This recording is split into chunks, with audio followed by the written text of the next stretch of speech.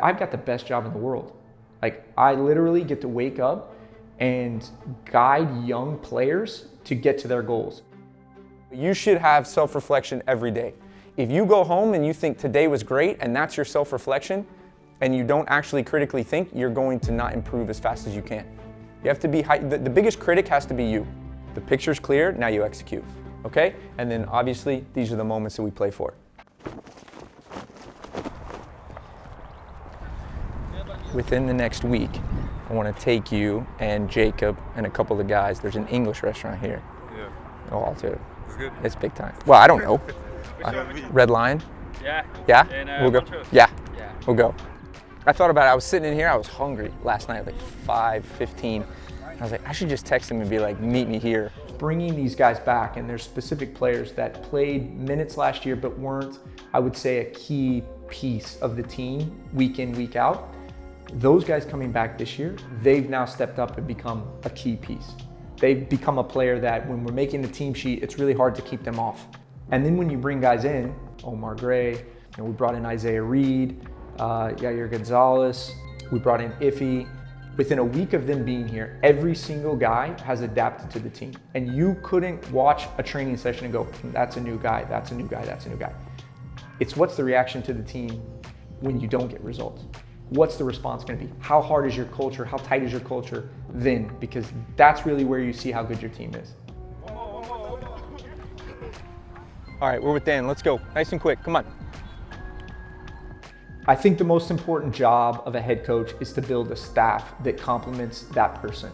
So knowing who you are is really important, but then also knowing what your strengths are and your weaknesses are is really important as well. So bringing in a staff that kind of mirrors or maximizes your strengths, but really what they do is they add on to your weaknesses.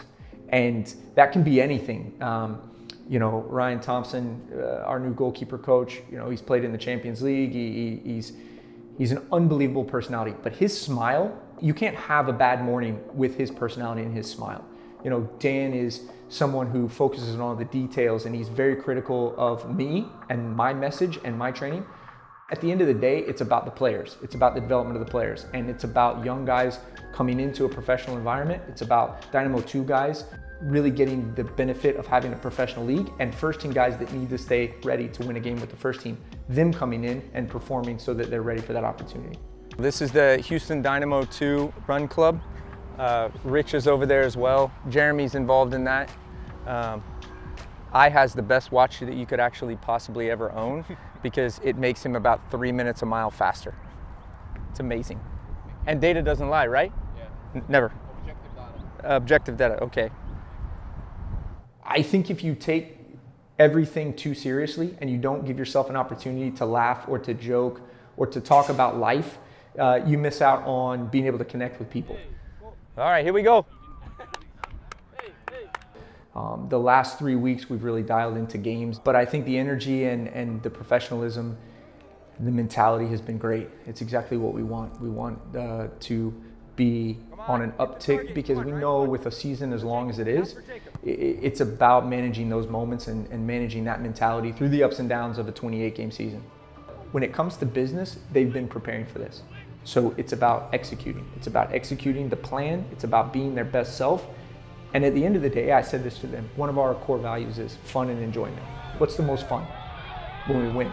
You're fighting every day to feel that joy on the weekend.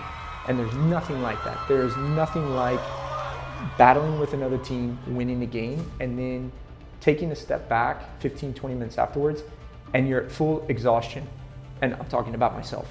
Like, I know the players are, but myself and the staff, we are exhausted. But you wake up every day because you want that feeling more and more. It's finally here, yeah? And the greatest thing about this game is it's a player's game. Our job is to guide you in a way that maximizes how good you can be. The most important thing for me is that you understand pressure, the pressure you're probably feeling, the excitement you're probably feeling, maybe some nerves you're feeling. If you didn't care, you wouldn't feel it. But don't forget, the pressure that you feel, it's a privilege. You're an elite group of young men that actually get to do something where this pressure is weekly.